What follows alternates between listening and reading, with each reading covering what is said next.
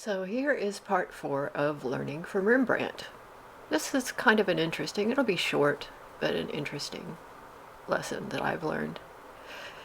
Here is where we came from in the last installment of this little journey. More or less, I left it there. I did edit it. I went back into Procreate and came up with something that looks like this. It's still not a likeness. And what I've learned from this is I wanted to try again. So I thought I'll get a different image. I got this image and here's what I intended to emulate. So I set out to do it. What you'll notice is I never had a good sketch. I never had a good likeness. Now this is something that you would think that as a person who's done this a lot of times, I would have made a point of making a sketch that actually resembled Rembrandt before I started, but I didn't.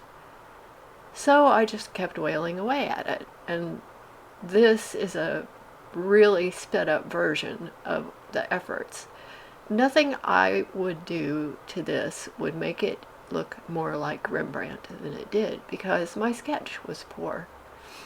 I could have started over again at any point in time, but I think the point of this is that sometimes you learn from making the mistake and continuing to make the mistake. And I never did one thing that I should have done until late in this particular sketch, which was to turn the sketch around. In other words, flip it horizontal so I could see how badly I was out of proportion on everything.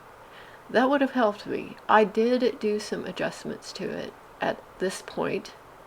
You can see I broadened the face, which actually helps a little bit, but it still doesn't have the likeness because the proportions are not there. The nose is wrong, the mouth is wrong, the eyes are wrong. All of the features are slightly skewed and not right. And if I had done a base sketch in the first place that was done well, that had that likeness, it would be there.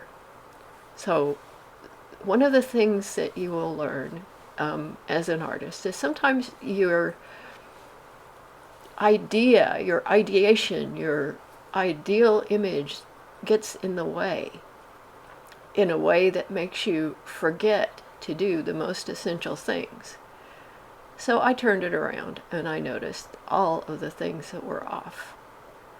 And I tried to fix it and turned it around again. I thought, well, what do we do now? Good question. So what I'm going to do is I'm going to start a completely new image and try to see if I can get it a little closer by starting over. And what I will do is I will post this new fresh start once I have completed it.